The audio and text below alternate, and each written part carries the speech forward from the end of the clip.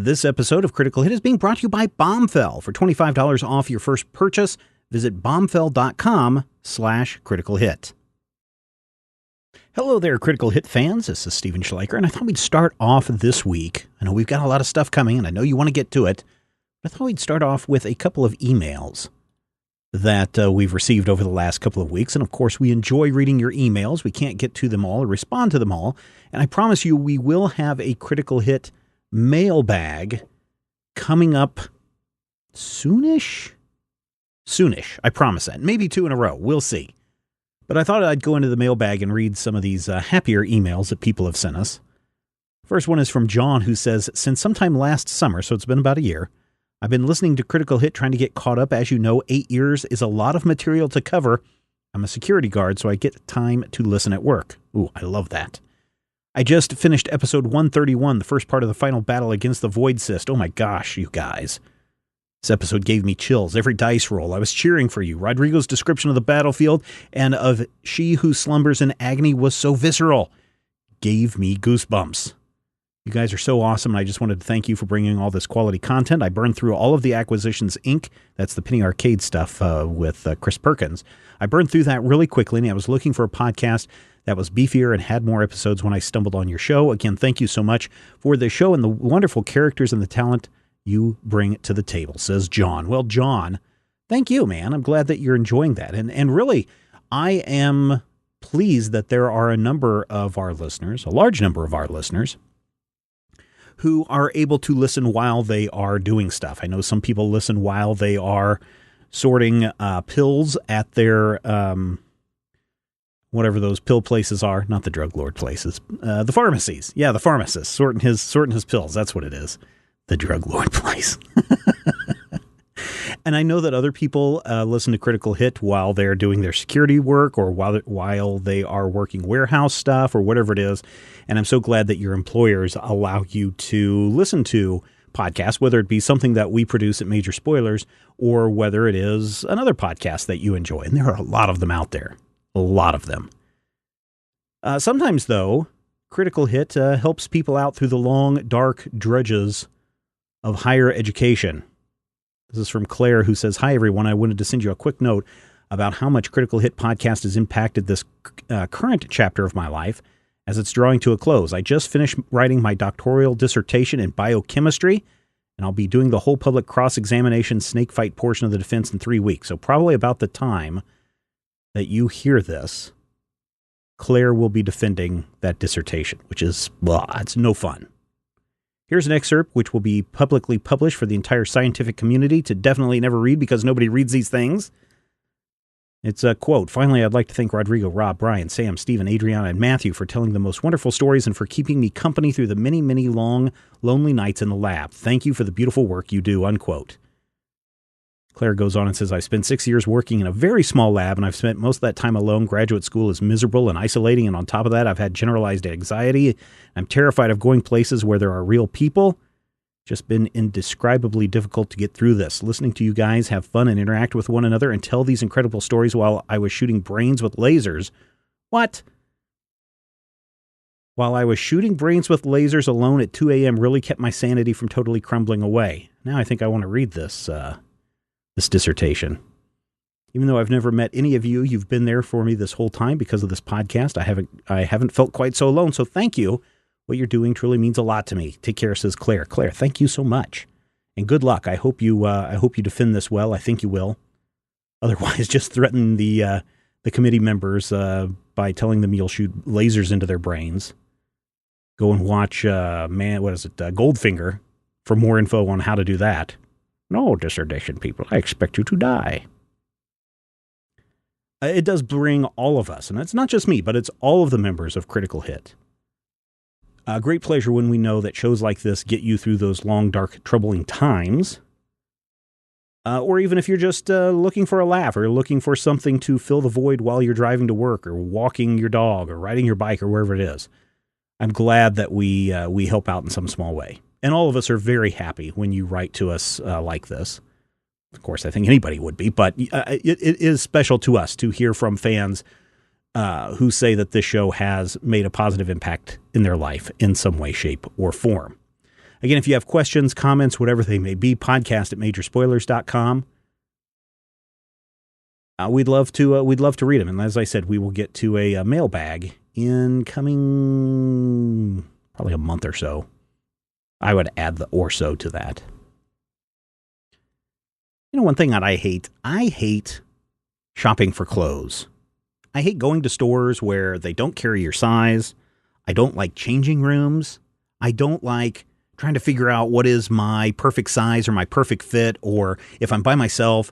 I mean, I've got some style, but come on, sometimes stripes and plaids really don't go together, and it would be nice if someone was there to give me a little help, and that's where Bombfell comes in. It's an easier way to get better clothes. Guys, when you sign up, you pay nothing. There are no fees to work with Bombfell. And I really like this, you are matched one-to-one with a dedicated stylist. I believe if I remember correctly, my stylist name is Will. And what you do is you go online, you answer some simple questions. You tell them what your sizes are, what kind of things you like, what kind of things you definitely won't wear. So if you're not a sweater person, you can just say, I'll never wear a sweater. I'll never wear, this other thing. And then they'll go through the list and they'll find things that work for you. Now, I honestly thought when my stuff came that at least one of them wouldn't fit. I got a couple of shirts and a pair of shorts, and I thought for sure the shorts wouldn't fit. But no, perfect. And these clothes are so nice. Even my wife looked at me and said, ooh, that is a nice outfit. So thank you, Will, my stylist over at bombfell.com, for setting me up right. And I think you will enjoy Bombfell as well. It's super simple. It's fully personalized.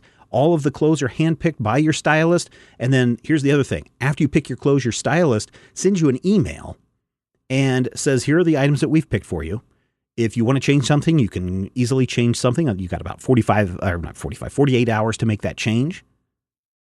And then it comes to your door via however you want to ship it, FedEx, UPS, whatever. It comes right to your door. You can try it on.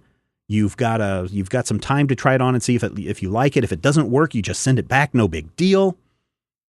And the plan that Bombfell has is super flexible. I mean, you can get clothes once a month, twice a month, 3 times a month.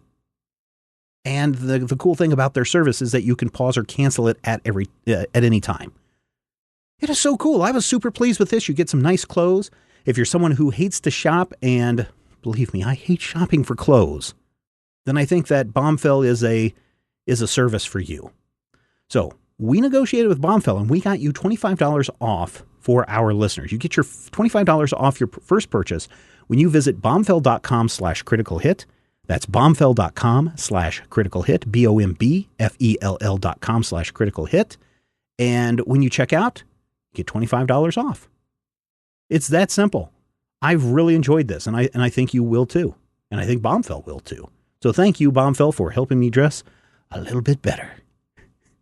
And I think we should get into this, although I should point out, if you enjoy this episode of Critical Hit, and you want to hear next week's episode before everyone else, we've got a new goal set up over at patreon.com/majorspoilers. That when we hit that goal, when we get enough of you subscribers and listeners, not only will you get to listen to Critical Hit a week ahead of time, providing that we have Critical Hit episodes, sometimes we do catch up, but you'll not only be able to hear an episode a week early, you'll be able to hear it commercial free. So what are you waiting for? Head over to patreon.com/majorspoilers right now. Sign up. Every little bit helps. And when we hit that next goal, some of you are going to be sitting back, kicking back, and enjoying next week's episode of Critical Hit right now. Until then, here's this week's episode of Critical Hit.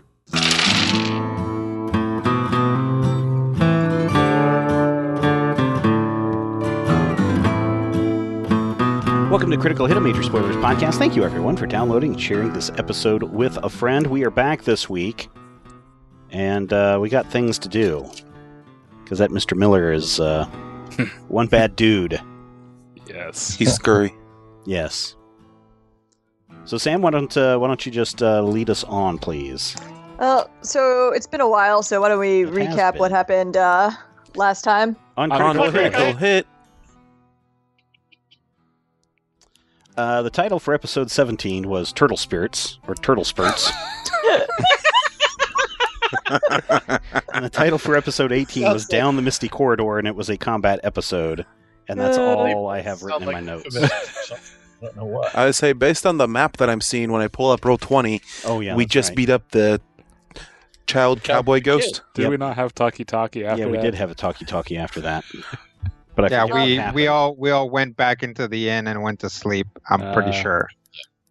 That is correct. Awesome. So yeah, last time on Critical Hit, we It's not went. his thing right now. We were basically on our way south. Mhm. We ended up in Perdition, and Perdition turned into a deadly ghost town. So over the last few episodes, I don't remember where anything landed. We fought a spooky train conductor, a bad madam, and Howdy Doody. Right. And then they were like, kind of like, hey, thanks for saving us, because it turns out Miller made them be bad ghosts. Right. The Phantom Harlot, or Farlet, was my favorite part of the whole thing. But yes, I did like Howdy Spoopy. Howdy Spoopy? Jesus. All right, I retire. All right. Yay! So you guys can wake up. So how long did we rest? Did we get like a full night's rest, or just crash? Yeah. Well, so you'll need to have gotten a full 8 hours if you want to get your spells back. Mm-hmm. So other people can wake up earlier than you, but you will not want to be disturbed until you've gotten your beauty rest.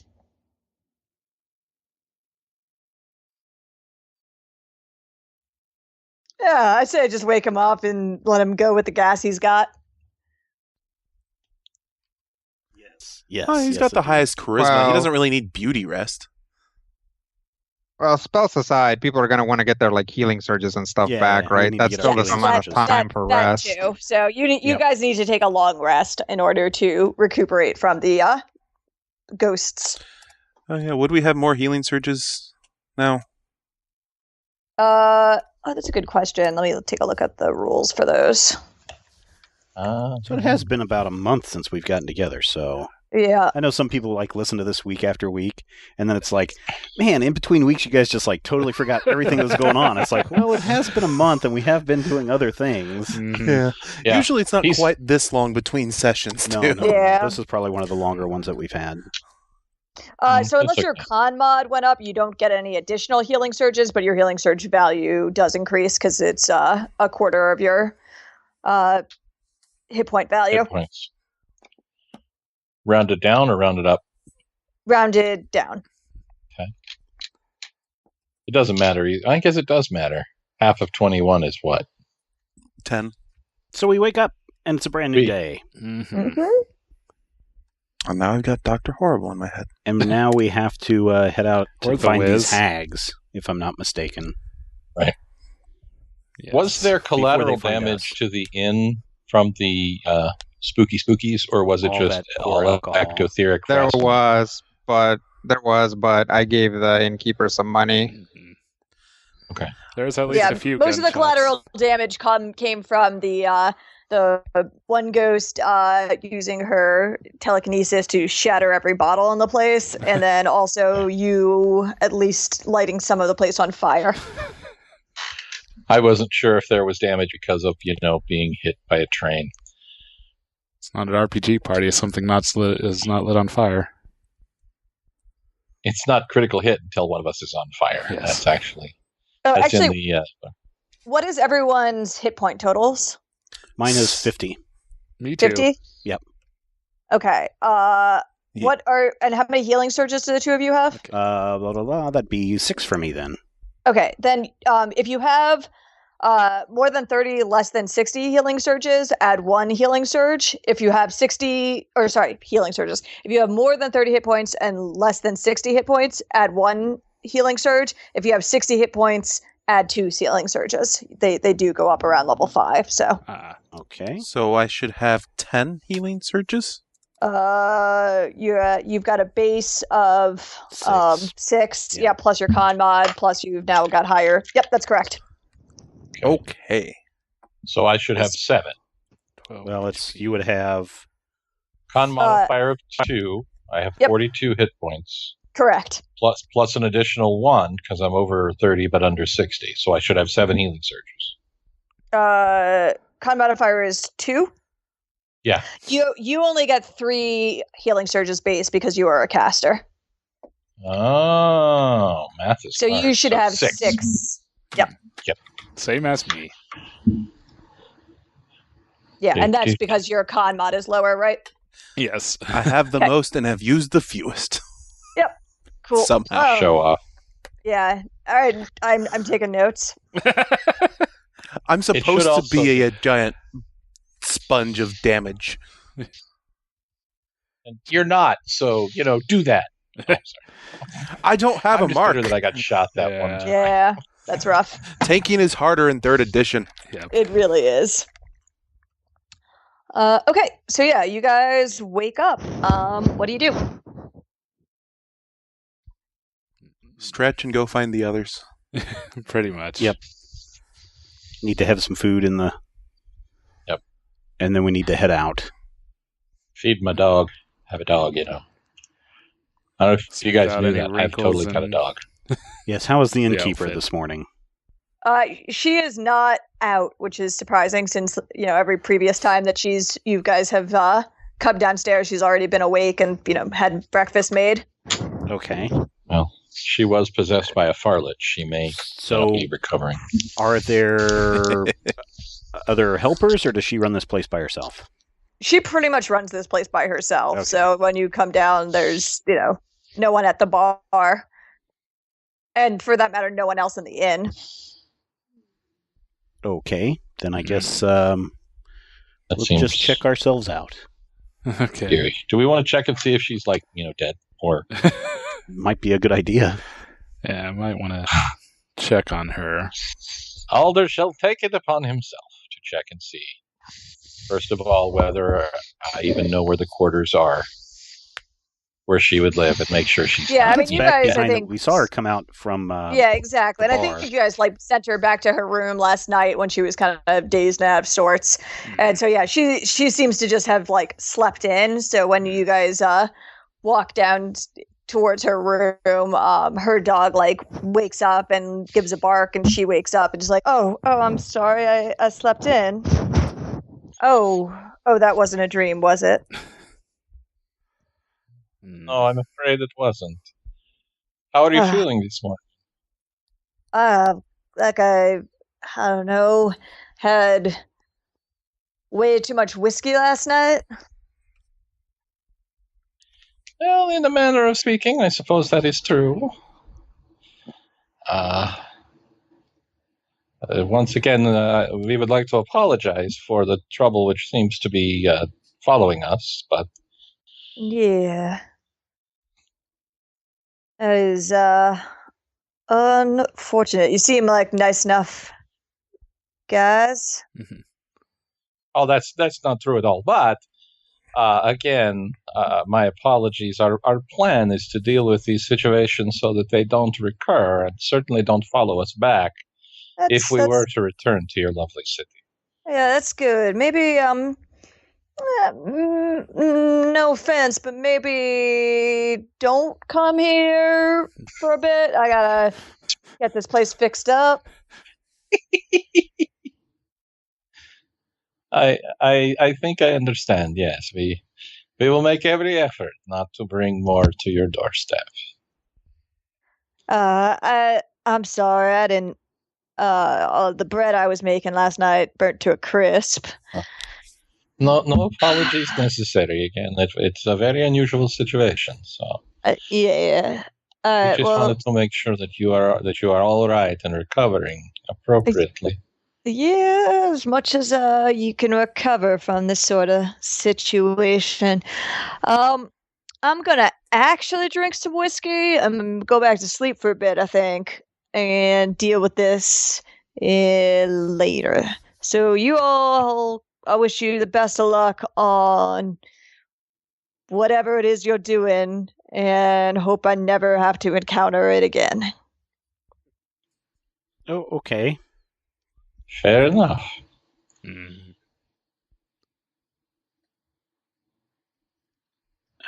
So we'll just leave some money on the counter and see ourselves out. Yeah, that's a good plan. So where are you guys heading? We need to head to Hagville.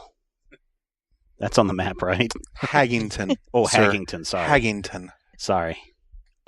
St. Haggington, actually. So she hasn't the been question sated is yet. how you guys are going to get there. So basically there's like it's kind of like I think I described it before, sort of like a rectangle. The Hag territory is basically directly south of the prickly pear forest. But you have to go through obviously swamp to get there, and so then the question is, are you guys going on foot? Are you trying to take your horses into the swamp? The other alternative is you could go to Los Brazos, and then you'd also be pretty close to the Hag territory and have a place to actually store your horses, but then you have to deal with Los Brazos. Well, they don't know that we burned down half the town. Or just that one warehouse. Yeah. What do you guys want to do? I mean, the horses through the swamp is going to be problematic. Yes. Yeah, I'm not taking my horse. Yes. So probably Los Brazos. Yeah. Finish getting the rest of the way there and hoof it. Unless we went south. Because if we went south, well, did they tell us not to come back or not? Is everyone telling us not to come back? Well, actually, because it's been just like 2 days in character, but more like 2 months out of character, I will remind you guys that the Cactus Dryad Noctily actually told you guys to come back. Oh, okay. Yeah. Seems like months ago that happened, but it was really only the day before yesterday. Yeah, I would say let's go down there and head through the short, whichever way is the shortest path next to the cactus patch. Through. Yes. Through the cactus patch. So southward through the cactuses to Hagville. Sounds good. No? Yep. Okay.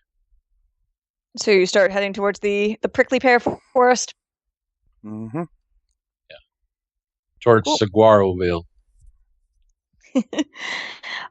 So things have gotten bad here. The blight has definitely continued to spread and has gotten worse as you kind of get to the borders of where you first encountered the saguaro last time. You do see some saguaro working, but the saguaro are also starting to show signs of blight, like there are just brown and gray patches on their skin.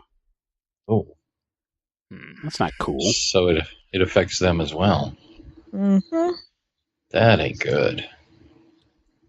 And so one of them, seeing you, will nod to you and just kind of run off in that weird way that they do where they walk through the cactus seamlessly and come back with Noctily. And she will she looks the same. She does not seem to be affected as of yet. And so she will greet you. How fares your mission? There have been complications. What sort? We found the likely cause. One Miller, but we need to deal with the hag as well. Yes, this situation is untenable. It is ravaging my forest.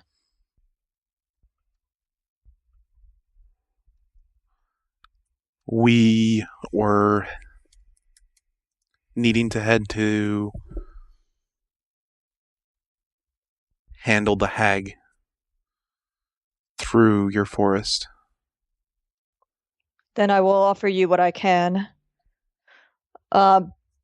she actually takes out, gestures at one of the saguaro, and he comes with a basically basket that's, again, seems to have been woven out of cactus fur, and in it is a small amount of prickly pear fruit and a set of 4 flasks. Although they're more like casks, because again they're woven out of fiber as opposed to being made out of glass or metal. And each one of them has Alder will recognize a word written on it in Sylvan. What's the word? Well, each one is different. One says has the Sylvan word for healing. One has the Sylvan word for restoration. Another one has the word for curse, and the one has the word for disease. Would Alder immediately know what those are? Alder can make a spellcraft check to attempt to identify these casks. All right. Cask spellcrafting. I have a plus to that. I can do that now. So, with my magical gloves of elven kind, it's... Well, those just give you a bonus to concentration checks, not to spellcraft checks. The thing says spellcraft concentration that I'm looking at. Oh, does it? Oh, then I'm even nicer than I thought I was. 5 competence check to spellcraft checks and concentration checks. Well, sweet. Then add that on if you haven't already calculated it into your skill. Uyaka. I have not. And I push a button and I go like, pow! How about a 22? That is great. These are potions. They're basically kind of like the upgraded version of what you do with your herbalism. And each of them has a spell that has been distilled into liquid magic. And these labels pretty handily tell you what they do, though you can glean a little bit extra from that. You think that the one that says healing is actually a fairly potent healing potion, specifically a potion of cure serious wounds. Ooh. That's above my pay grade. Yep. And the would be your pay grade if you were a cleric or a druid, but you are a partial caster. The potion that says I forgot what I think I said. Restoration is would be a potion of lesser restoration, which you could use to say remove ability damage. The ones that say curse and disease, rather than causing those things, you're guessing are meant to treat them. And then actually looking One way at to find out. And actually looking at the prickly pear fruit, you also think that has in some way been enchanted and are acting as good berries, which are things that you could just eat just a single one of these, and it would be like you'd had consumed a full meal. Good berries. Do they also still do 1 hit point? They do. Welcome to Goodberry, home of the Goodberry. All right. Does anyone currently have any curses or diseases? Or are we all uncursed and undiseased? I have none of those. Yeah, I mean, you still are under the effects of the kind of larger curse, but you've been told that needs to deal with the artifact in order to deal with your situation. Yeah. So the secondary effects that we were having with the cursing has been anti-curse from the last time we talked to Correct. the cactus people. Okay. So how many good berries are they? I can't even say it was straight food. There are 8 of them. 8 good berries. And the good berries do a thing. What was the thing again? I'm sorry. They are a meal, and they provide 1 hit point. Okay. So, I will communicate all of that information to the group in an aldery fashion and suggest that maybe we should each take some of the good berries and I will handle the potions if that is acceptable to the team. I think that's probably the best. Okay. That is fine. Unless Rodrigo needs them. Nope. These seem to be particularly potent potions, so hopefully they will serve us well. Nockley nods. She says, it's the last of my power, but if you are unsuccessful, this contagion will reach my heart tray. Well, that will not stand. We will make certain that does not happen. I am not the only one in danger, Alder. I've spoken to your mother after I saw you last. She is outside of the range of this blight, but there have been humans near her grove. I've warned her she is too kind and curious to their intentions, and I worry that this time they mean her ill. That is very disturbing. Do we suspect that they're simply being driven away by the blight into new areas? I would not claim to understand their motivations, but she said they were applying some form of pigment to some of her trees.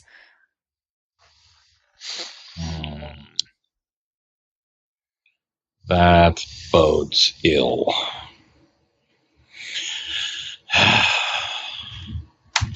Well, one more thing onto our list of potential problems.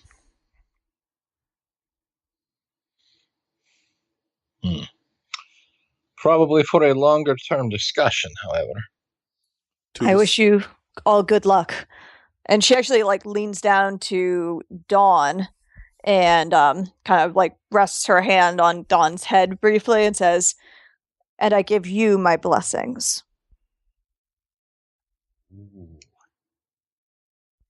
I got a blessed dog, y'all. Yes, dog. Yeah, dog. Dog. Not a cat, a canine. Yeah. Dawn nods very solemnly as the dryad raises her hand up. Ooh, did something happen to Dawn?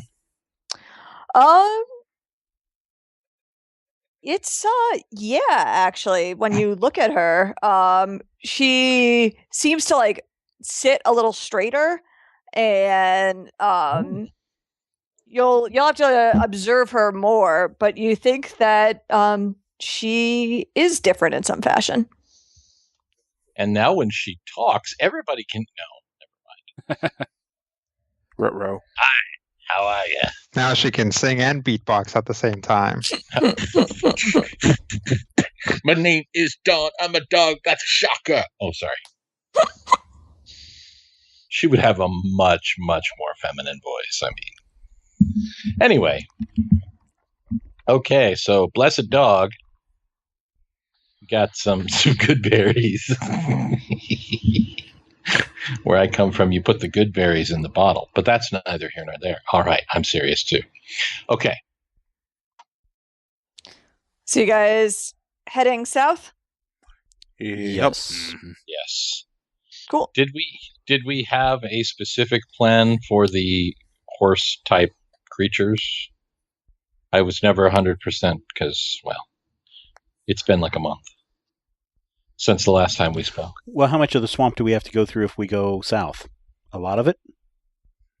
Well, first we have to go through, I think, the forest, or parts of the forest. So basically the forest is going to open up into some fairly open scrubland, and then you'll need to head south into the swamp, and it's not super clear, even for Eshin, where exactly, say, the hag is in the swamp. She's got a pretty broad territory that the Ecclesians try to avoid. Okay. I assumed that we were going to try to meet up with Eshin's people before we went barging in there. Was that? No. Oh, okay. So we're just barging in there. Yeah, Eshin's not supposed to meet up with his people right now. Oh, okay. Oh, this is going to be awesome. Okay. Well, then, hang on a second. I'm just going to say that in character. I just assumed that we were going to meet up with Ishin's people at some point instead of just barging in.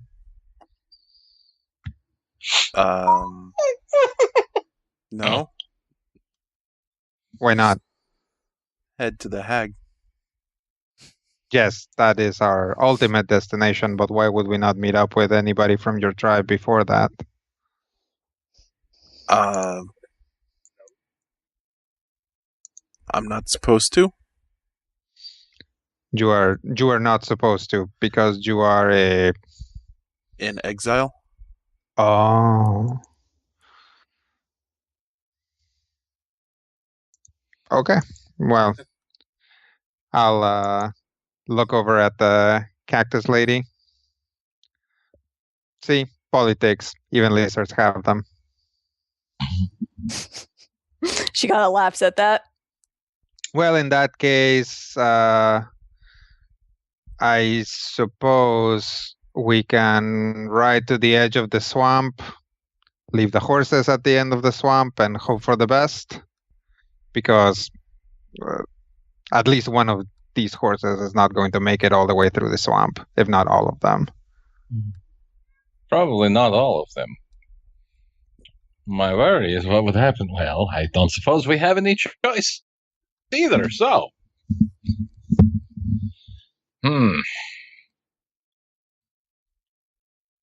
I'm sure that there's a box canyon or something that we can leave the horses in while we go into the swamp. I mean, Eshin knows that there are also kind of some large predators that live in the swamp that might eat your horses, but again, you can... Yeah, Eshin. Yeah, like your cousins. Right.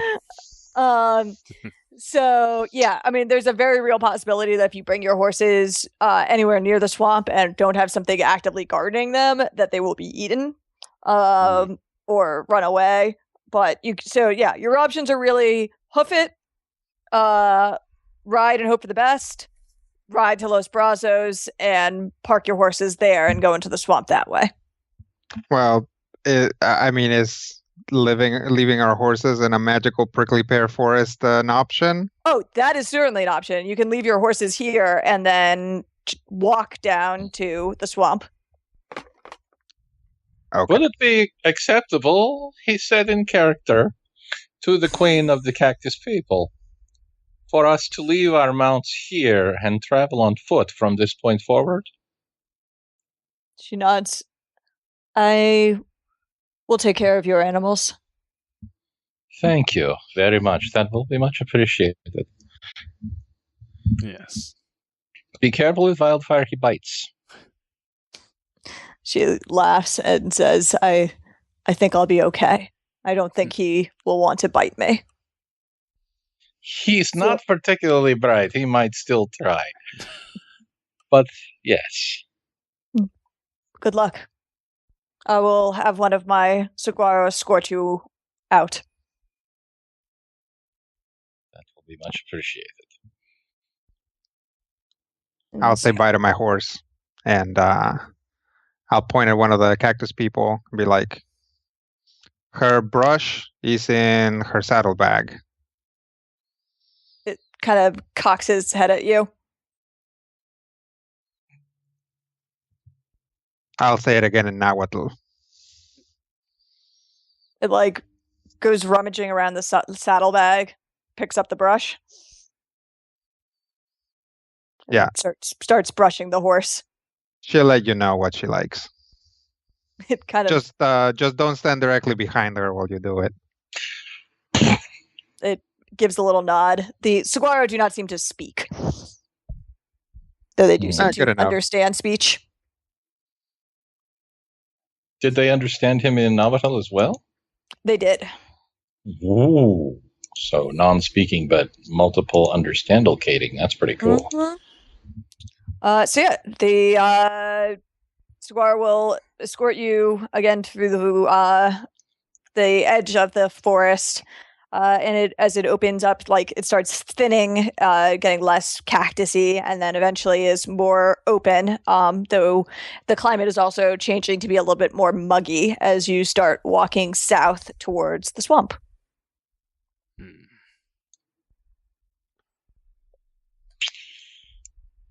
We walk. I think we have to. We walk, we walk, we walk. 9 movies later, Peter Jackson wins an Oscar. And so, yeah, it is still a fair bit of a walk. It's like almost a half day's walk until you get to the border of the swamplands. God, you guys are slow. Yeah. It's pretty frustrating. These guys are they're not actually. Russell keeps a decent pace with you. But the others are just infuriating. Kiss butt. Probably take like 15 steps to my 2. I'm not that short. I'm like 5'6". Jeez. I'm like however tall Sam will let me get away with. Yeah, do what I do with Rodrigo. Call it 9 feet, and he'll correct you down. Alder probably does save a little bit of time by just walking in a straight line as opposed to having to go like left and right and left and right and left and right as he walks. Yeah. Ooh, snap. So yeah, you arrive on to what is familiar to Eshin and otherwise ominous to basically everyone else. This forest is unusually dense and dark. There are some areas that are solid ground, that these are muddy and covered in mulch and leafy detritus. Other areas are just standing water of various depth. And it's dominated by a network of bald cypress trees that are growing from the water. Their bark is gray and seems stringy. And while some of the bright green bladed leaves are still there, the branches are mostly covered with stringy, dangling clumps of moss. And there are knobby brown structures protruding from the water that give the impression of wooden stalagmites. That's eerie. And so as you guys navigate the swamp in the attempt to find the hags, we're going to basically treat this as an extended skill challenge. And I'm going to run this a little bit differently. Basically, instead of there being a certain number of successes and failures that I'm looking for before it ends, I have a series of things that you're going to have to get through. You can go in any order, but you can't go twice before someone else is gone. So I'll keep track of that. And then we're going to keep the rule that you can't use the same ability twice in a row as either an individual or in turn order. And there will be immediate consequences to failure. And then at the end of the challenge, I'll add up how many successes you had and how many failures you had. And what happens will be determined by which is higher.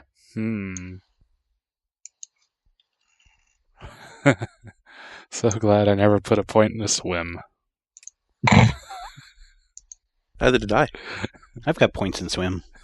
That's because you have a swim speed. Yep. I didn't say it wasn't a good reason for it.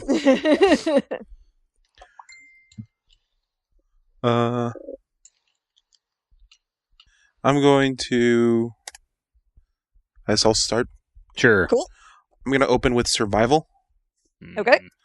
To just start trying to track where the hag might be. Cool. Roll it.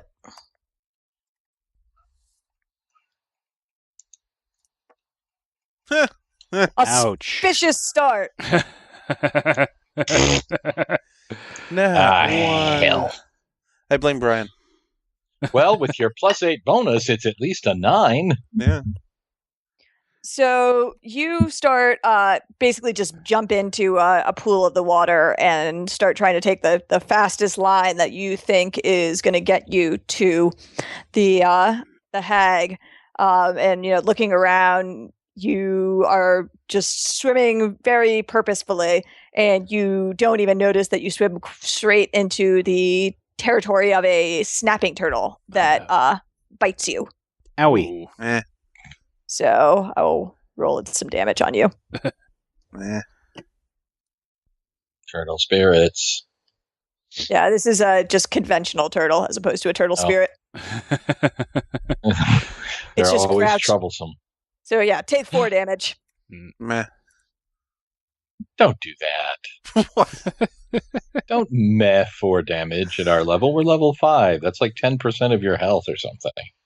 Not his I'm a health. barbarian. Fine, it's like 2% of your health or something. Yeah.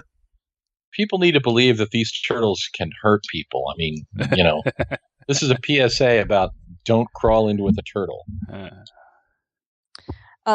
So as he swims and gets bit by a turtle, you guys follow a bit behind him, and you basically get into the forest proper, and you can almost feel the palpable difference of the light and the mood changing in this place. Like, you can't even really see where you came from.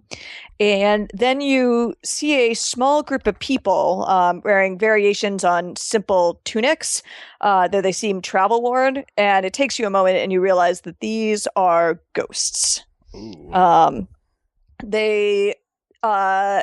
The tunics have more innate embroidery on the edges, but it's frayed or coated with dirt or grime. And most of the group has a mix of blisters or scabs on their faces and arms. And you can see them on the chests of actually those who have more skin exposed. And then one of them stumbles, falls to her knees, and leans against a tree. And she's sweating really badly. And she says, I can't go on. And the man in the lead says, it shouldn't be much further. And he points into the swamp in the direction that Eshin was going with a bladed club. And he says, if we can reach the sacred trees, then we can ask the goddesses for their healing blessings.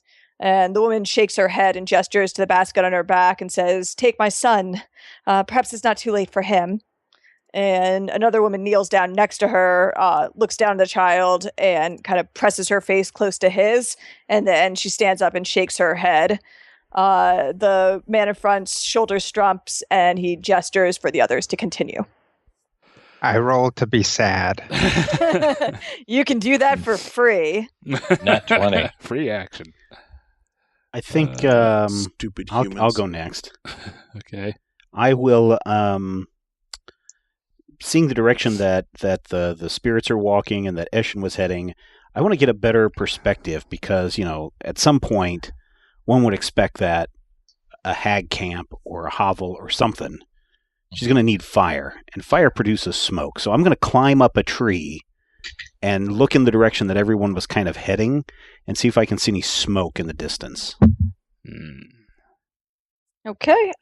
Make athletics check. I've got climb as a skill, but climb, I can do right. I can do athletics if you want. No, make climb. I forgot. Okay. Actually, acrobatics is much better, but then backflip into the tree. That's 28. Woo! Nice. That's impressive. Better. Yes.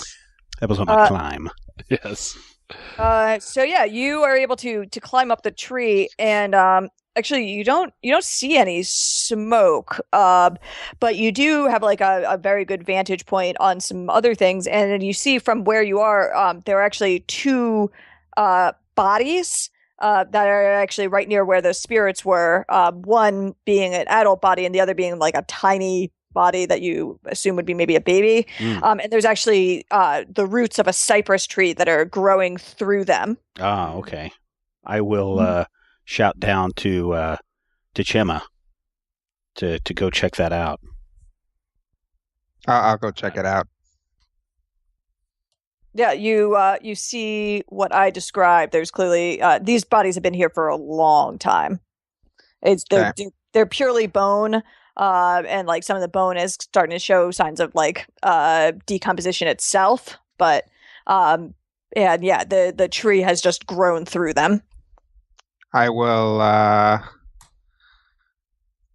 sigh heavily find something, some oil, and administer their last rites. Nice. You want to make a religion check? Yeah. 18.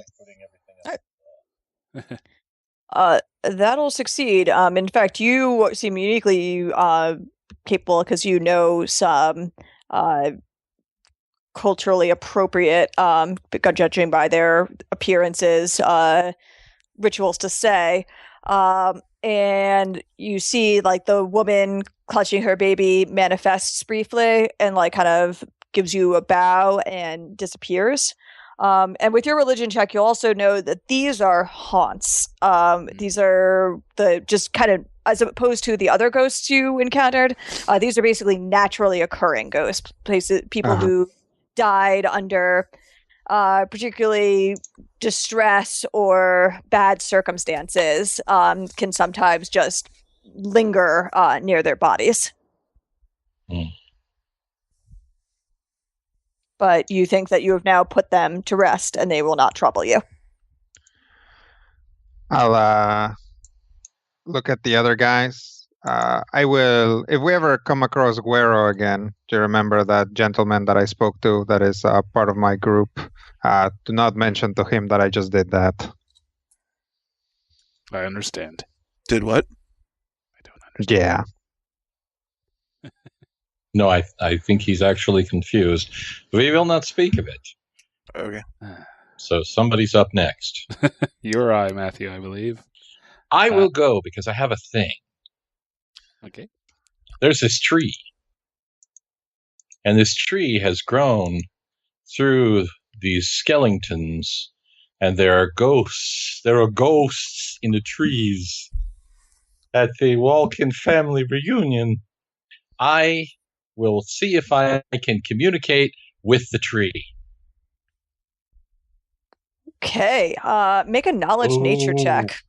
Yeah, everybody's like, what? Either that or nobody was listening. That's fine too. Wait, what? All right.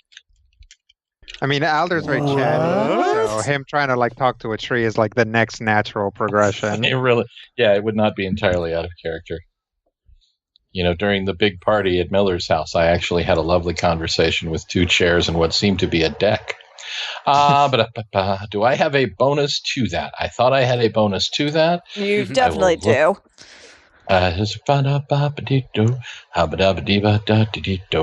But I don't have an additional magical bonus. I just have the bonus that comes from having the skill, which is a plus of the 5. So I will roll a 22 to talk to a tree. Nice. So you put your hand on the tree. Mr. Tree. Oh, sorry. And you feel so. This tree is something bigger. It itself is somewhat magical, but this forest is old and ancient and powerful. This is just definitely a place of natural power, and you think that the dead things growing like that have been left there, the fact that there are ghosts there, is a bad sign for that.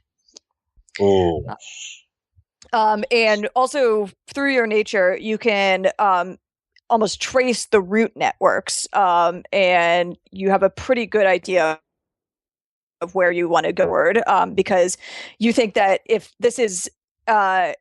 you were a nature spirit like a hag, you would want to be at the center of this. The eye of the storm, with all of the magic circling around you. I'll probably say that again in a language that everyone else can understand. So you can start leading people further in. This way. Okay. It was a very helpful tree, and I now know where we need to go.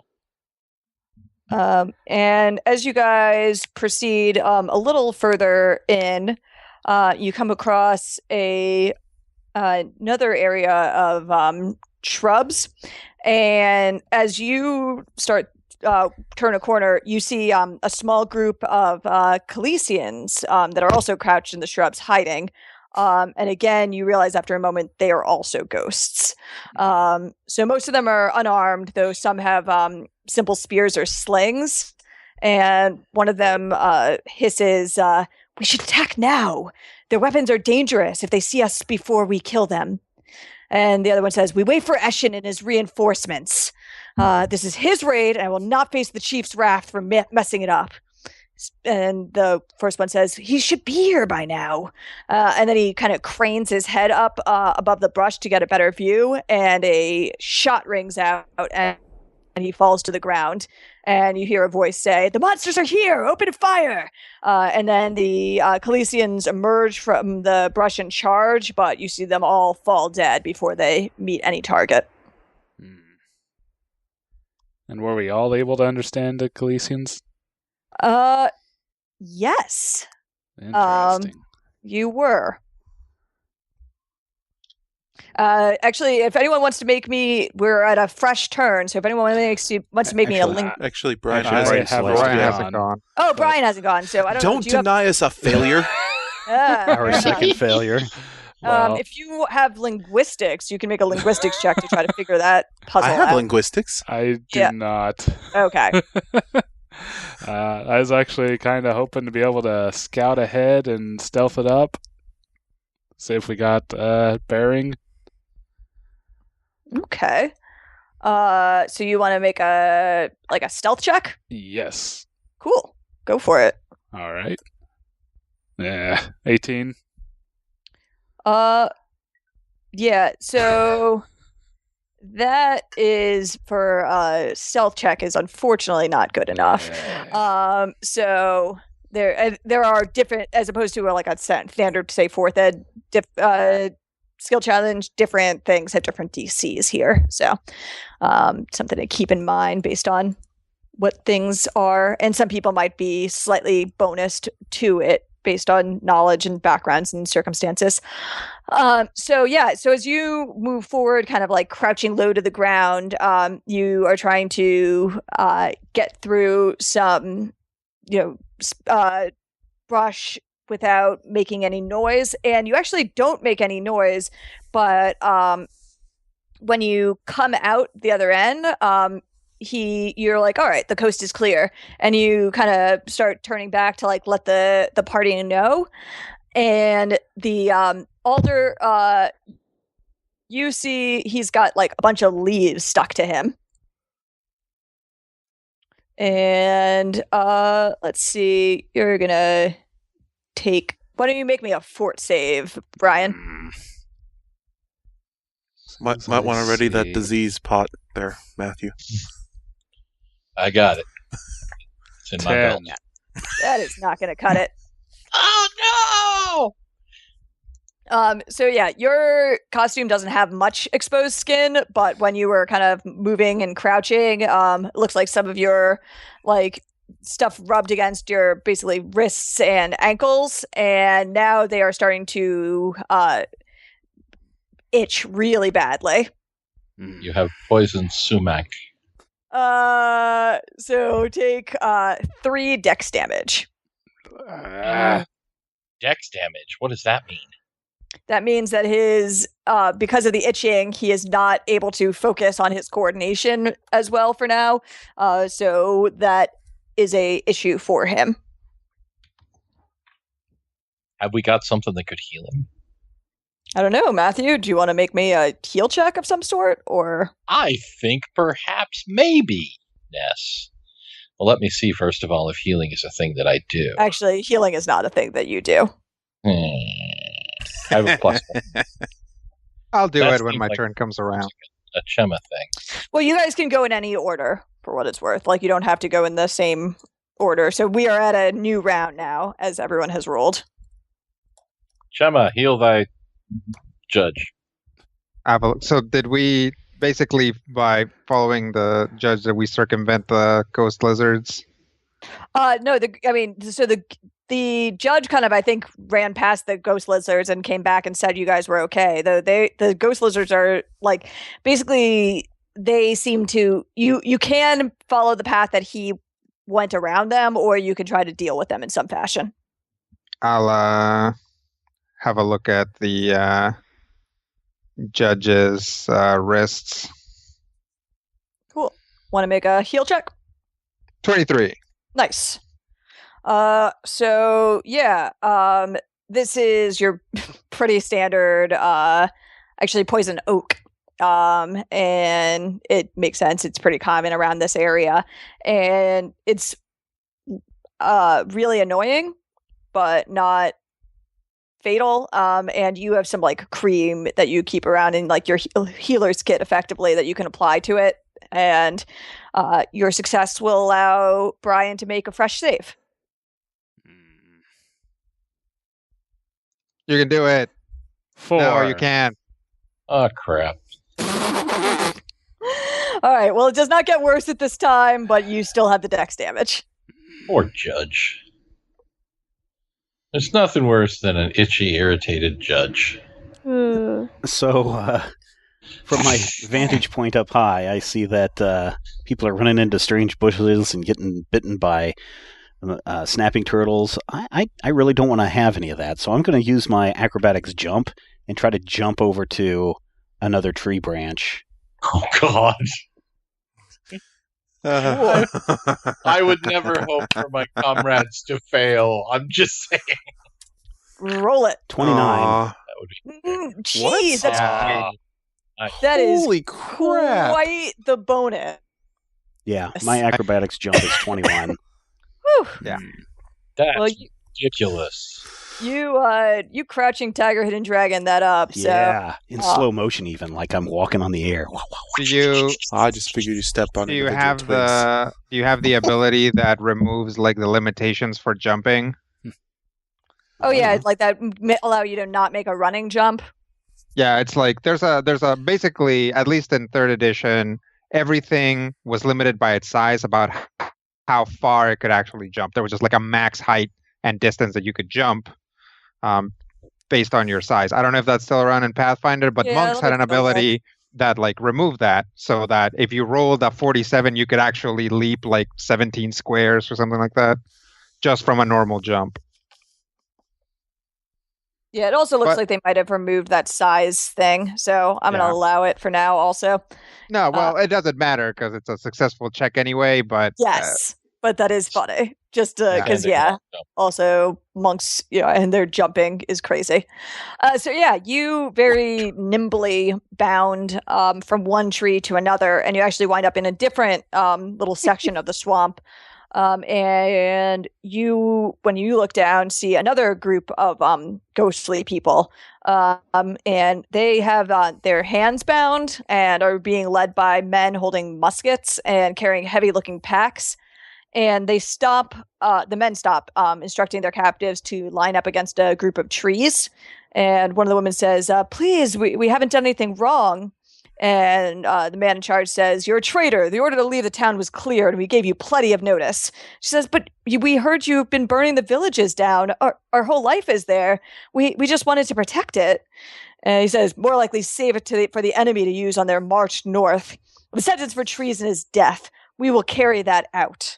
The men level their guns and fire, and at the first person whose body drops to the ground. And the next person that the gun is being leveled against says, wait, we volunteer to join the fighting. And the soldiers stop, and the man in charge steps forward and says, "Always happy to have new recruits." It's a swamp of death. A swamp of ghosts. Ghost swamp. Would I be able to use handle animal to deal with the turtle? Yeah, sure. Yay. He uses his culinary skill to eat the turtle. That would be profession cook. Mm-hmm. Actually, to eat the turtle, I think it would be profession glutton. Not nice. Profession foot ninja? Could be. So you actually have an affinity for snapping turtles, given your So rage totem. Not a 22. So it is. It basically bit you because it'll bite anything that's in front of its mouth, and it's also incredibly irritable right now. You think it's a little malnourished. When looking around kind of the pond, you see a lot of the there is much less fish than you think there should be in an area of this size. But you're able to find like some amount of meat and, just like a fish that is alive, and just kind of grab it really quickly and toss it to the snapping turtle that giddily eats that and leaves you alone. Yay. I made turtle friend. So there's some ghosts. What could I do about some ghosts? I don't know. That's really up to you. There's some lizard ghosts. Mm-hmm. And they're there, and they're lizardy and ghosty. And what is the last English, thing that apparently. They said to me? This is all Ishin's fault. I mean, that's a loose interpretation. Yes. Right. That's paraphrasing, but... So, yeah, the last thing they said was they were waiting for Eshin, and then one of them got shot, and then they all got shot. So they're lizard folk? Yes. Could I use handle animal? No. Damn it. But lizards are... Never mind. Okay. They are humanoids. Instead of doing that, because that's probably, offensive to lizard folk. All lizard folk listening, I apologize for casting asparagus. How about, like, something Arcanum related? Some Arcanima. Yeah, that wouldn't really be appropriate here because they're it would be knowledge religion, seeing as they're undead. Have I got any religion? Yeah, that'd be a negatory. I just used nature. Could I use nature again? You cannot. Though you could also try talking to them like you would talk to a person with, say, diplomacy. Oh, I do got that.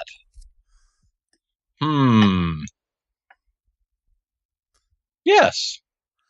I believe that seems like an interesting thing to try. And they're ghosts, but they don't know they're ghosts.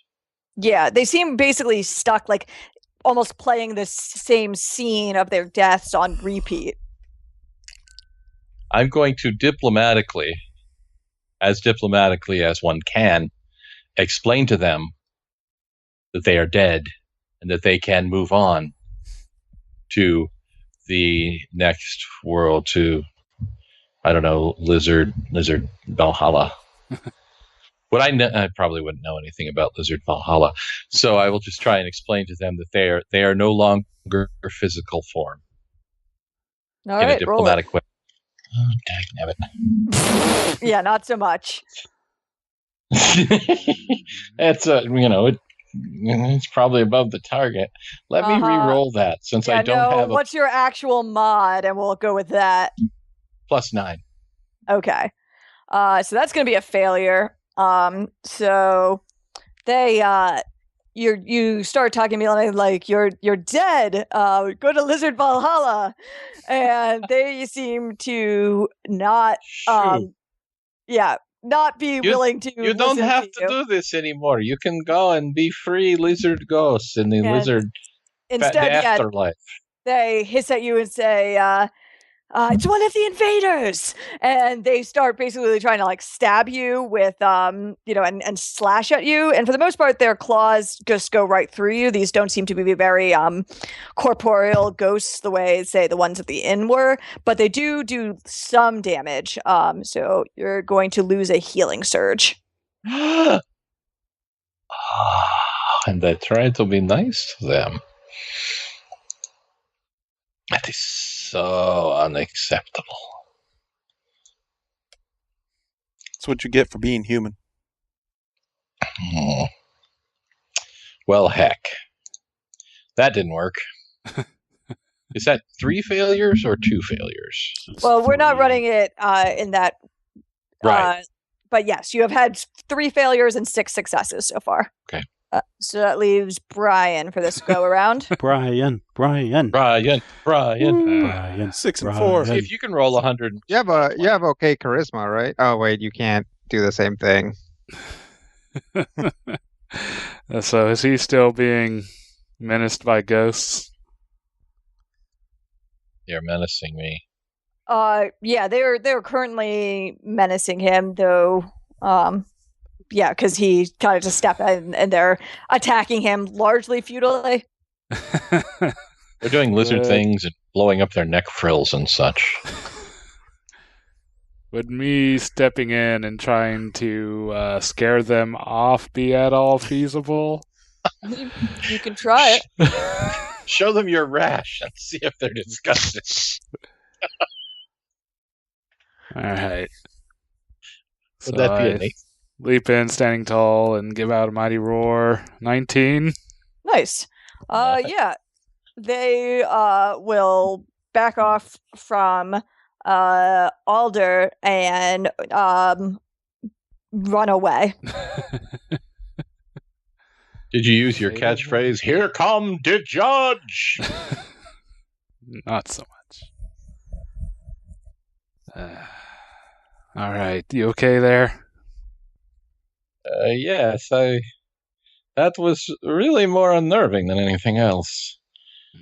Although I don't feel quite as well as I did a moment ago. Guess it's going around. Help him to his feet and kind of look to the others.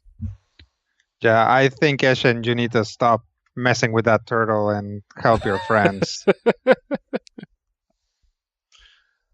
Right.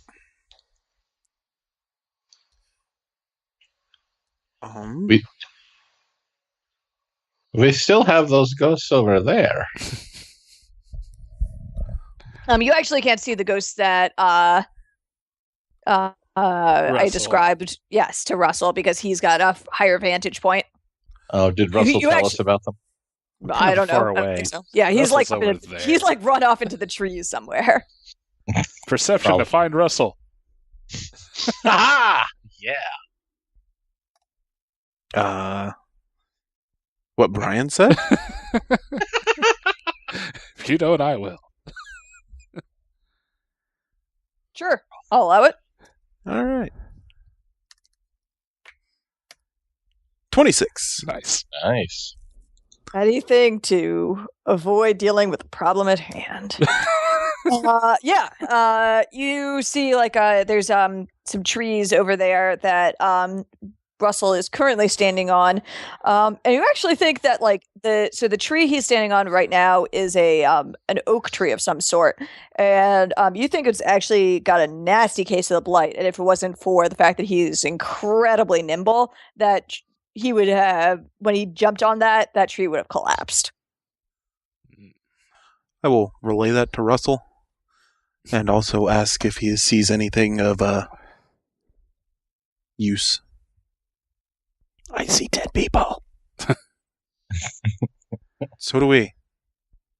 These are different ones. Can I go again? Okay, I will try to deal with the lizard ghosts. Basically, I'm going to go stand on a bush that's like across the way from where they are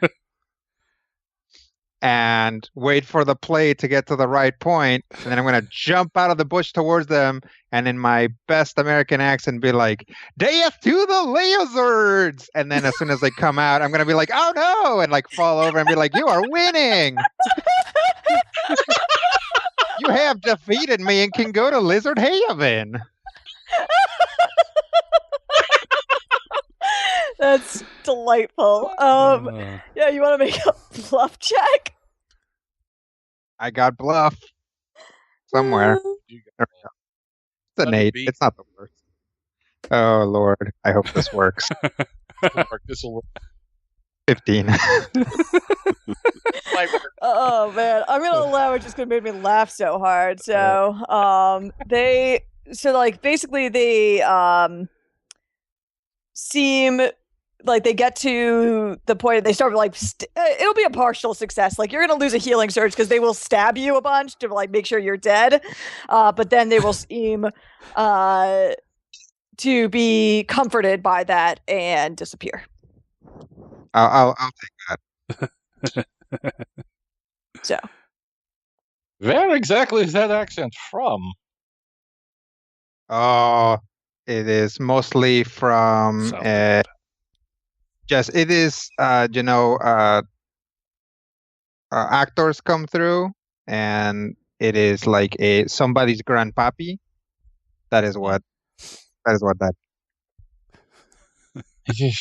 I don't understand it. You and I talk normally. The rest of these people, I don't know. Okay. I don't have lips.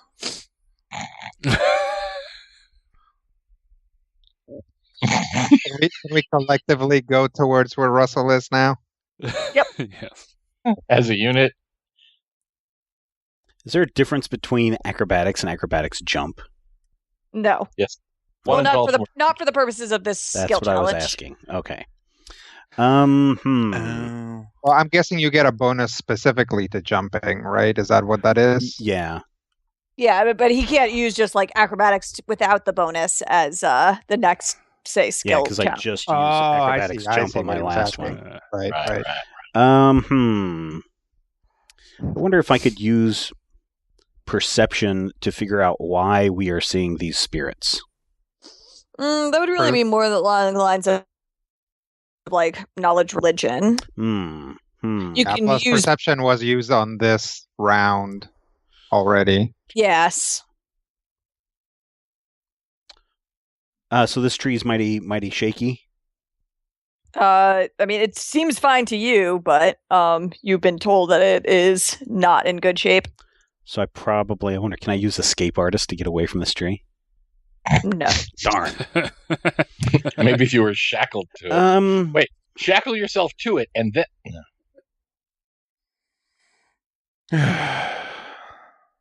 Even deal with the ghosts. That's what I'm trying to figure out how to do that. Get out of it. There's only one person who has religion here. Yeah, there are other ways to deal with ghosts. Yeah, I exercised one. I did a little play for the next ones. I mean, if you guys want, you can just keep throwing like random skill challenges around the ghosts until I can go again. Wow. Okay, so here's what I'll do. While I am waiting for everyone to get over here, I will break off a small branch of the tree and whip out one of my whittling knives that I carry with me, and I will carve some religious symbols into it using my craft carpentry and toss it down in where the ghosts are. Interesting. Sure, I'll allow it. Roll it. 26. Nice. Yeah, you actually carve out a very nice cross, and you toss it down, and the ghost, the person who shot, as they they do the part where they fall to the ground, and as they do it, they hold onto that cross, and you see their eyes close, and they fade away. Ooh, okay. Just the one or the whole tableau? You've seen before that it can be just a single ghost causing a tableau, and so in this case, you think. Oh, go ahead. Sorry. In this case, you think that it was actually just the one person who died here who is responsible for the tableau, that they are showing you effectively the moments of their death.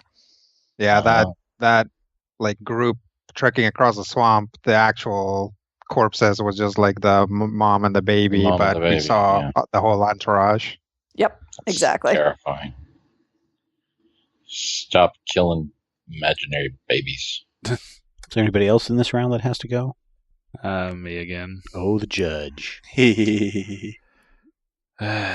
Scout out ahead. That didn't really work so well. Okay.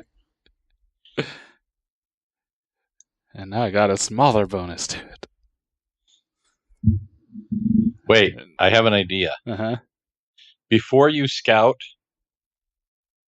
I would like to use Profession Herbalist to take something from my secret pouches and tell you to rub it on those reddened patches.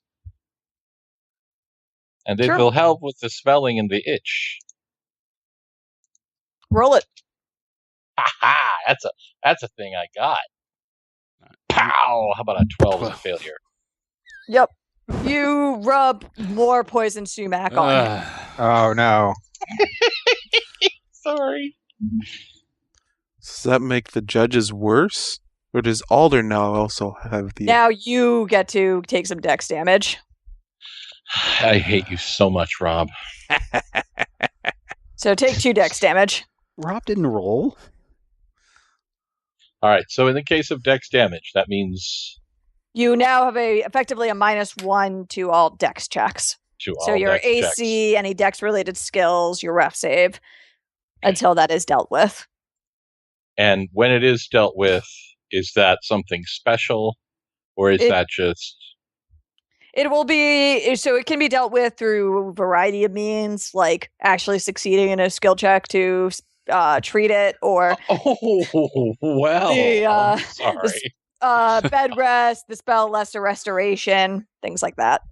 Actually succeeding in a skill check. Maybe that was aimed at me. I also had like a It was not aimed at you. Success at the last time I tried it. It was not aimed at you. I'm not going to take it personally. I'm not going to be hurt by it, as far as you know. It's just aimed at the collective for the third attempt to deal with poison sumac, the true nemesis of the swamp. Yes. Hey, that is how the swamp gets you. I mean, you're probably not going to get eaten by a snake. You're probably just going to die from like wet socks. Yeah, well, from drinking water that you're not supposed to. Exposure and various rashes, just like college. Speaking of, so you are kind of like tromping through your the water, and you actually see another group huddled around a weak spectral fire. They're men in tattered uniforms, and some of them are lying on damp mats, sweating. And one weakly moves to the side and vomits. And then a group of men in crisp uniforms, armed with muskets, walks into the clearing. And the men around the fire that can stand do so immediately, throwing their arms up and saying, "We surrender." And a man in front of the other group looks at them and shakes his head and says, "Our orders are not to take prisoners." And he opens fire. Perhaps you should look at those ghosts, Judge. Yeah, I'm just thinking. Could I perhaps try to walk up there and basically ignore the incoming soldiers and tell the camp, basically just try to convince them that they can't hurt you anymore. You can rest and move on, and with diplomacy? Sure. All right. We'll give this that worked so well for 16. That's better, I think. That might is better. Yeah. So they seem kind of confused by you. They're trying to figure out what to make of you, and they say, "We're just so tired."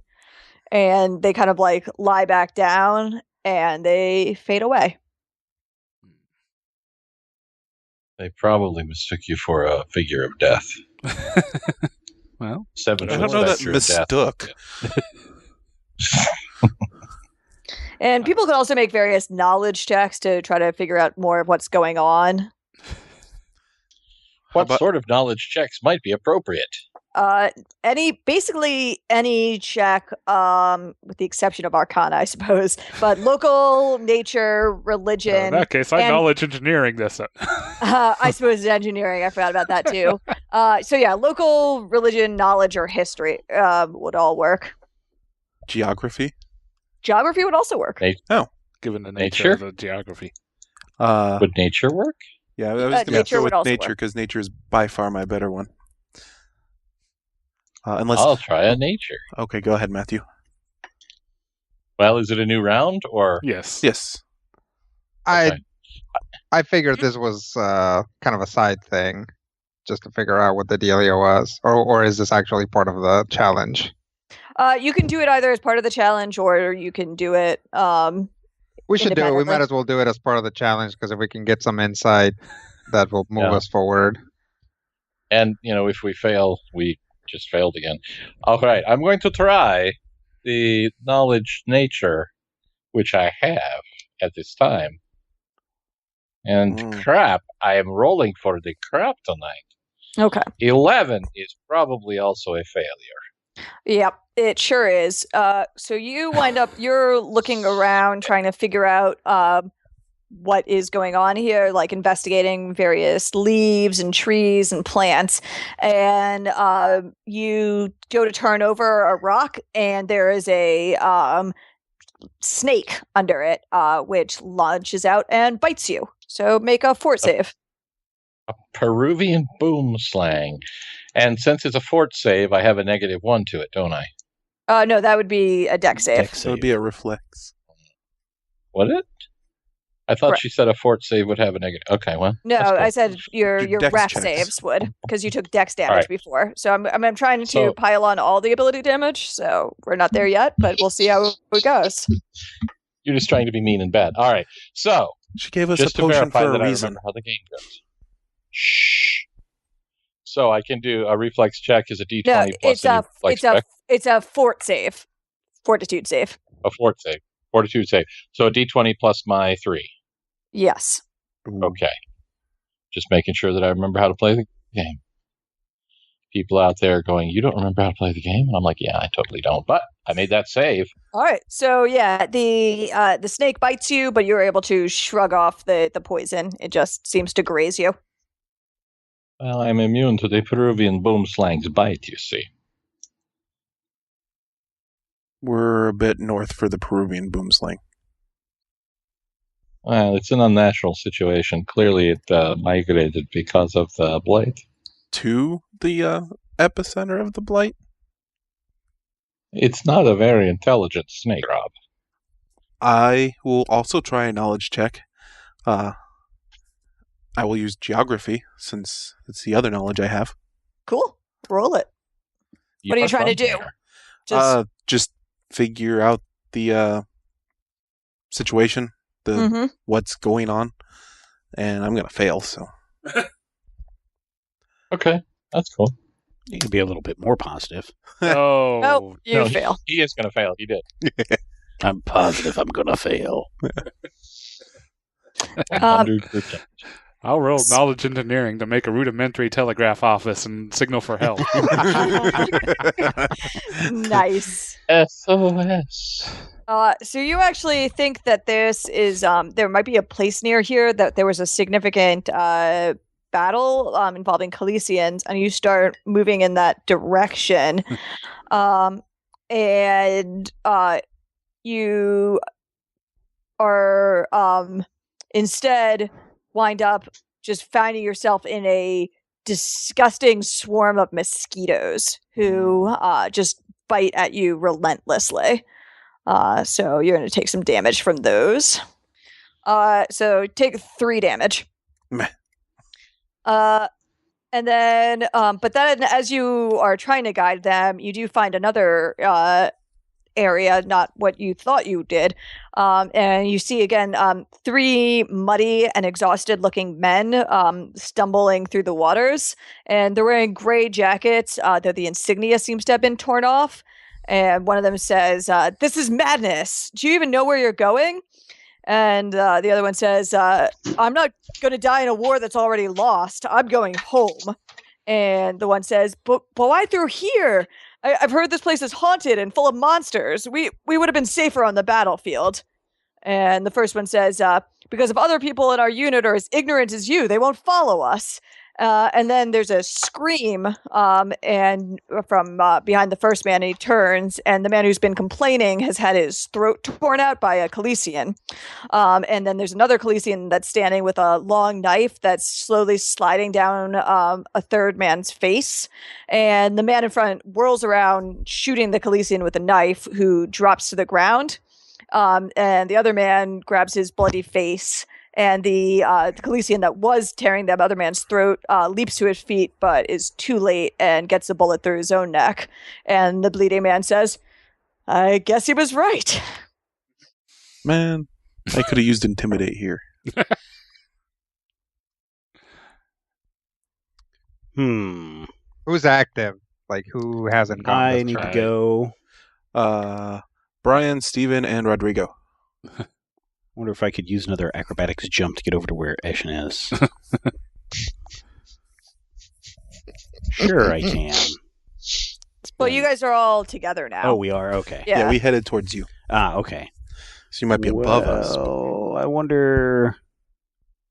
I don't want to get involved with this fight, so I'm just going to use stealth and try to not be noticed by anything rummaging around down there. 27. Cool. Yeah, you are able to proceed unmolested. Hooray.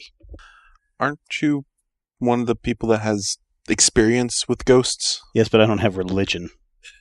I'm lucky I was able to carve out a little crucifix that quickly and heal that spirit. I guess this leaves it to the holy man to fix things. That's kind of what I'm thinking. Or Brian can engineer up a telegraph, whatever. With his ropes. I will build a tin cans and his rope. And... Again, you guys can just also talk to each other to, in character, if that helps at all. Is there a way to determine who the center of the tableau is? So it's almost always the people who have died are the cause. Okay. So in this case, you'd say it's the third man, the one who was complaining about the place being haunted and full of monsters. Well, I saw 2 Calicians die. Oh yeah, so actually that's true. It could also be the Calicians. You think that it's more likely to be the man who was killed because he died in fear. Yeah, that makes sense. Death with strong emotion associated, you think, is more likely to cause the manifestation of a haunt. Okay. Let's see. The death of others strong nearby. enough emotion? Huh? Hunger's not a strong enough emotion? I mean, hunger, if they had been prolonged starvation, probably would be, but hunger of, oh, hey, a guy I can just eat is probably not. Though having other things die next to you also probably makes it more likely for a haunt to manifest.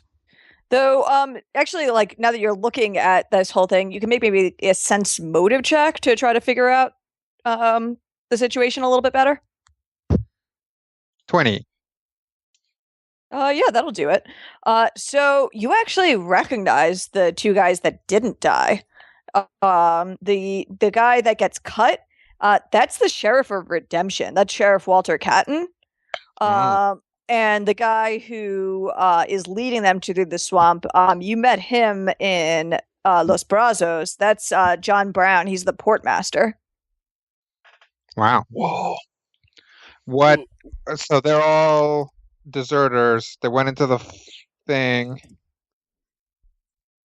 So the guy who led them there is the portmaster from Brazos. Yes. Okay. Any chance I could use local knowledge to determine who the third person is, and hopes that information will help us help him? Yeah, go for it. All right. Give this one a shot. 20. Nice. Yeah. You know the sheriff all right, and he doesn't like to talk about his Civil War service at all. But you have gotten him to open up over a few drinks sometimes, and he has mentioned a guy that he served with by the name of Johnny that didn't make it out of the war. And you think that there's some possibility that this might be him. And, since you succeeded on that, if you want to take action to talk to him, I'll allow that to be wrapped into the whole successful check. I won't make you make another check or anything like that to do it. All right. I'll approach Johnny.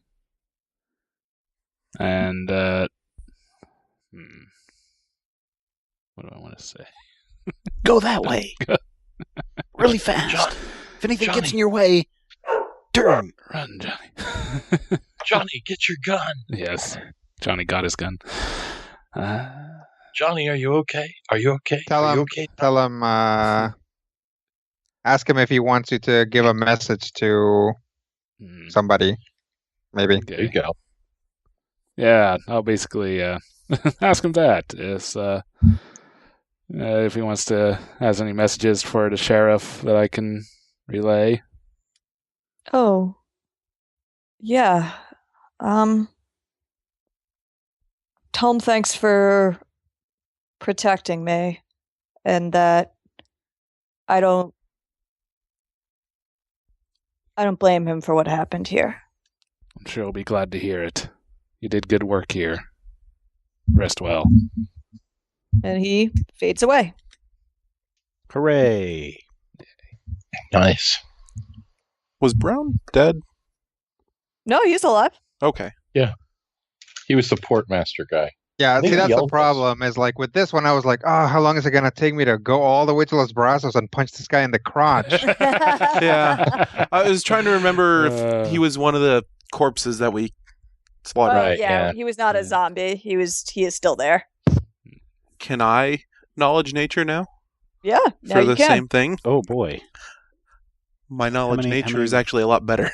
How many rounds is Hey. this? This would be the fifth. It's been a bunch. We Yeah. win. Till we win, okay. 16. Yeah, because you again are on home turf, it's a little easier for you. So, actually, so now that you are here, you're noticing this is a little weird. This place is the biodiversity is low. There should just be more different types of plants here, actually, specifically. You would normally find some white oak, some pine, some maple, some dwarf palmetto. And there should also be a lot of herons and egrets and owls and frogs and toads. So you think that the animals, the lack of them, could be dealt with by the blight, but this is almost all cypress, and it's the only other trees you're really seeing are these oaks, and they seem to be dying, and so it's a little weird that there aren't more plants here. And as you your knowledge nature can also help you lead the group a little bit further in. And as you do, you actually see the same group in tunics walk into a clearing, though more of their numbers seem to have been lost. And the leader stands in front and comes to a halt and raises his hand as 5 beautiful women dressed in embroidered tunics decorated with gold, feathers, and flowers emerge from the woods. And he bows low before them, and the others follow, though some clearly struggle with the sudden movement. And he says, still prostrate, "Goddesses, I beseech you to use your healing powers to save us from this blight." And one woman steps forward. She's still beautiful, but her appearance is a little bit older and more severe than the others. And she says, "The disease afflicting you is natural, though I have not seen its like before." And he says, "Our rulers are dying. Whole families are ravaged. None of our medicine can treat it. It's a curse brought by the invaders." And the goddess simply shrugs and says, We do not interfere in the conflicts between mortals. We will not heal you. And the man seems increasingly desperate, and he pulls a blade from beneath his clothes and says, if it's a sacrifice you demand for your magic, that is your right, and we will grant it. And the people behind him nod. And he says, we are not your gods. We do not crave your blood. And the leaves around her seem to twitch and sway. And he says, you will have it either way. If you do not help us, we will die, and our blood will be on your hands. And she says, then so be it. And walks back into the forest, and the others follow in her wake. And you see then the group just collapses to the ground. Some fall asleep, and they're lying there for some time, and you get the impression of morning coming. And when that happens, many of them don't wake up. But one of the women is waiting for the ones who do, and she urges them to be silent and heals those that she can and retreats back to the east. Is that woman familiar?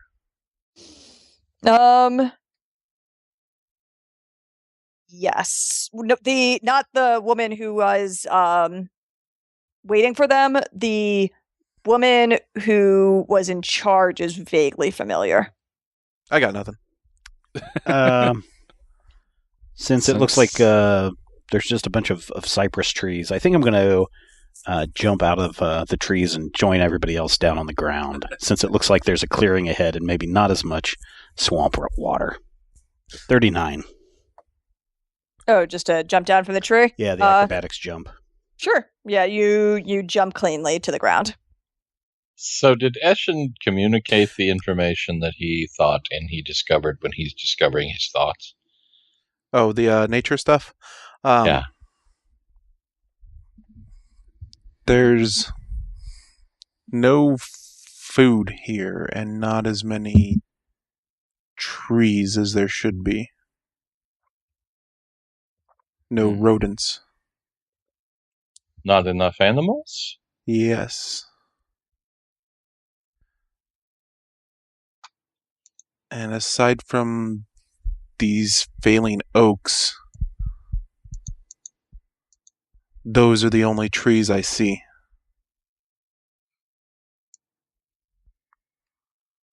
Indicate the cypress.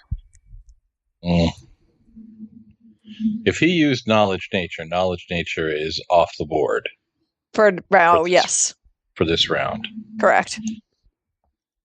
However, I could use... Oh, I could do that. Okay, can I do this? That's right. Okay, this will work. I'm going to use Handle Animal. And I'm going to have Dawn use her superior dog senses to sense dog things. I like it. Maybe I'll allow it. Around the trees or the earth or the, something, success. Mother pus bucket! I believe that is 5 failures in 5 rounds. Today is not your day. It is pretty bad. I really thought you did something like dropped a weight on your foot or something. Let me try something. I just want to roll a die that doesn't matter and see. There it is. Okay. Why did you waste that, Matthew? Because it wouldn't have come around if I actually needed it. Roll 20 hates me. Actually, that was probably Rodrigo O'Brien's roll that he just did. Yeah. So Dawn actually she goes digging around in the clearing, and she comes back with what is clearly a human bone. And you see the one sees this and lashes out at you, and you feel like you for a second see blisters and the same kind of disease markers that were on the ghost manifest on yourself and then disappear, but you still feel sickened.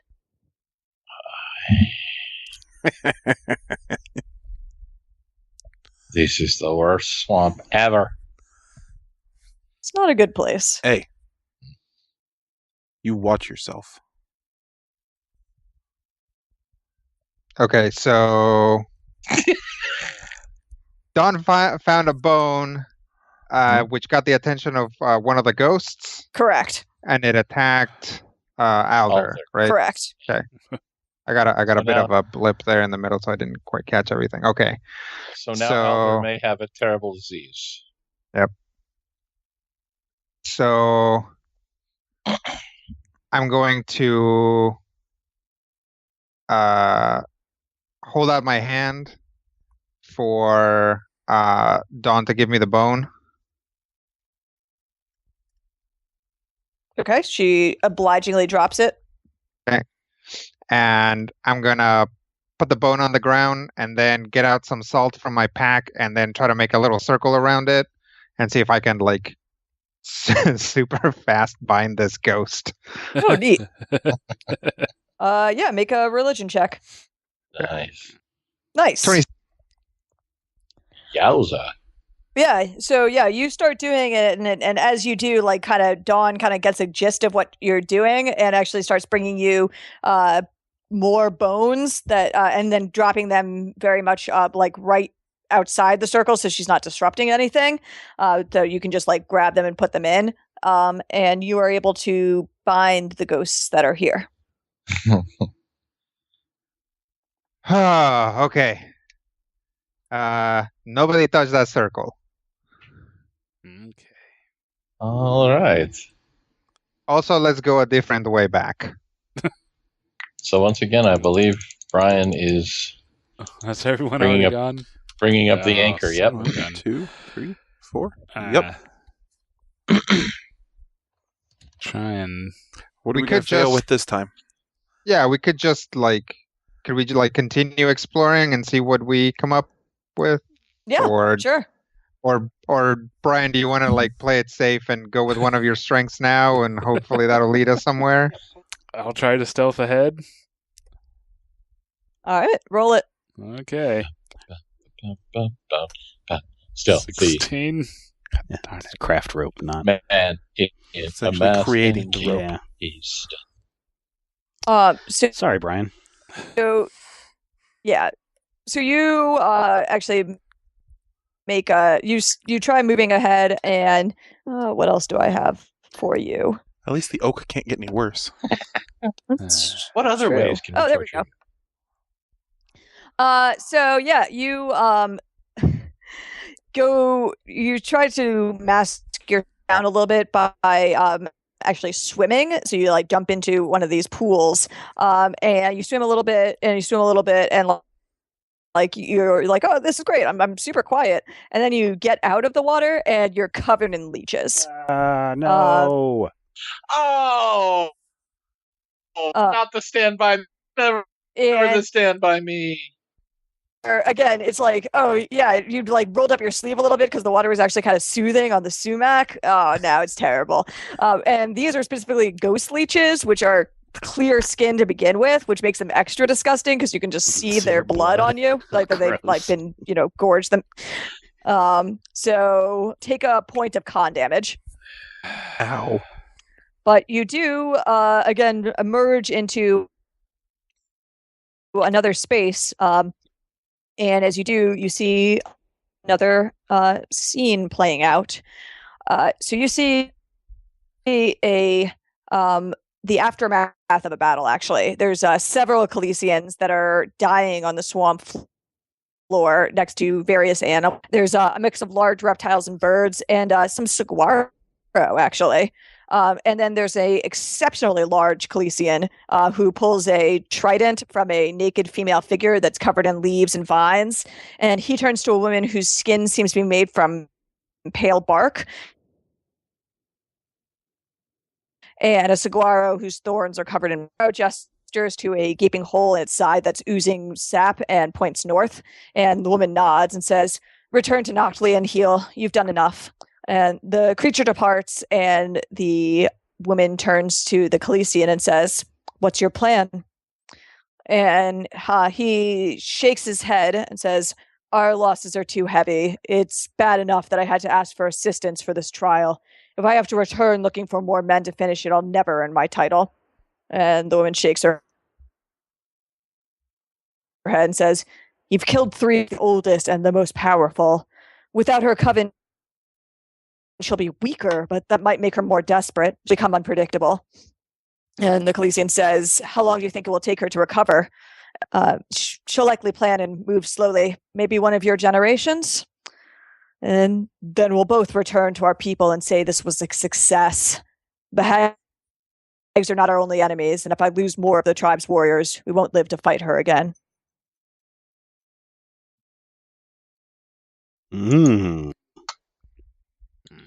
History. Do I know this Khaleesian? Oh yeah. That is, he's younger, but that's your father. Oh, son of a bitch. No. Oh, I was right. Apparently, lizard politics are extra complex. All right. And now that you hear the you want to make me a anyone who wants, actually, who saw both tableaus, can make me like sense motive, perception, or knowledge nature checks. I can do perception. I can do... So I'll go first and do perception. Knowledge nature. I'll do sense motive. 33, nat 20. Wow, nice. 15. What check was that, Stephen? That was perception. Okay.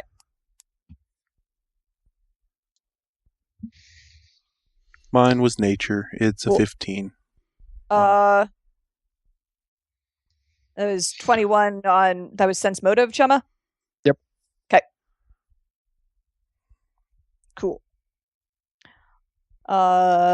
So, Stephen, this is weird because she's she doesn't look like the woman in the previous scene, but face she is moving. You are certain that the woman with the bark skin is actually the woman who was healing the people in the earlier scene. Okay.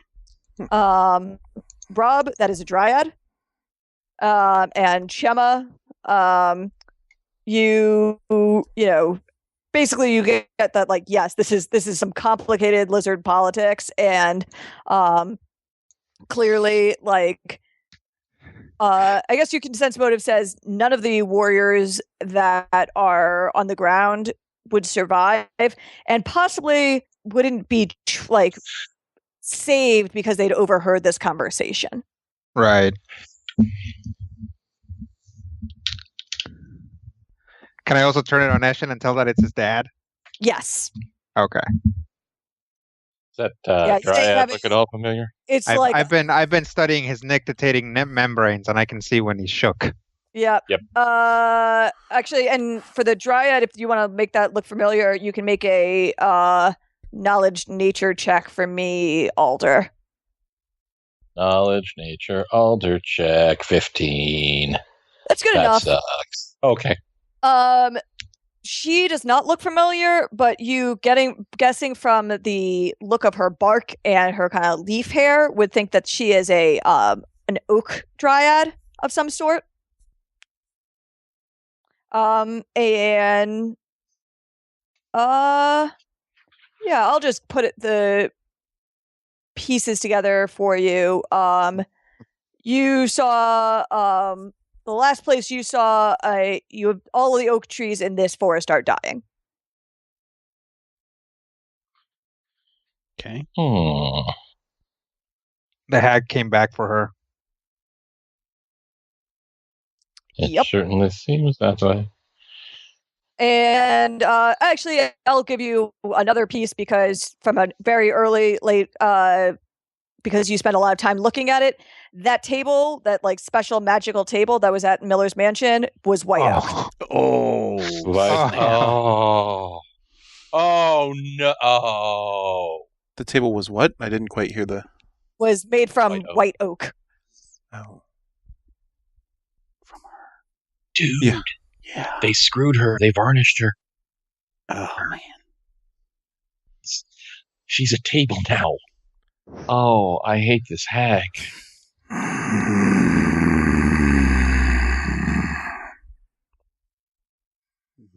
Do you have some insight here,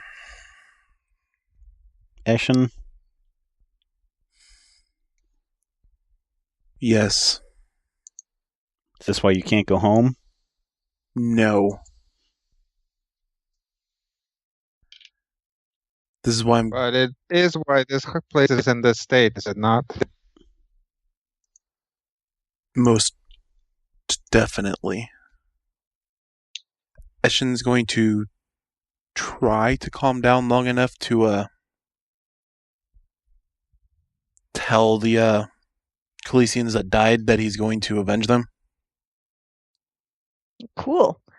Do you want to make some kind of diplomacy check? Not really. All right, fair enough. They look at you with distrust.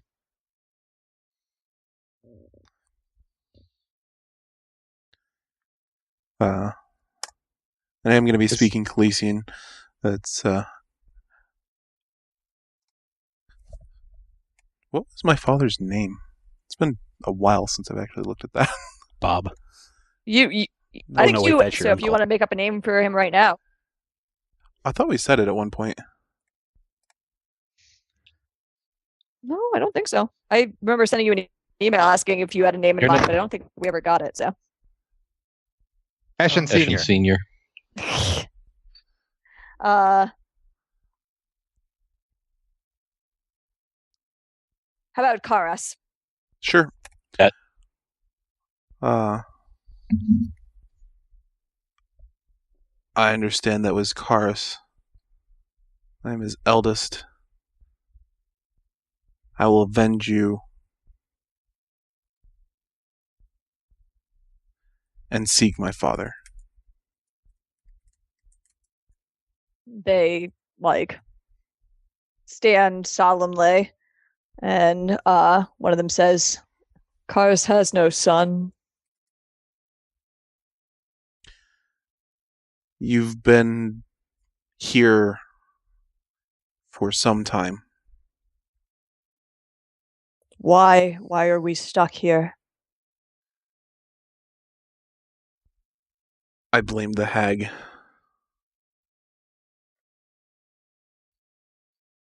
I blame your father. Both are probably at cause.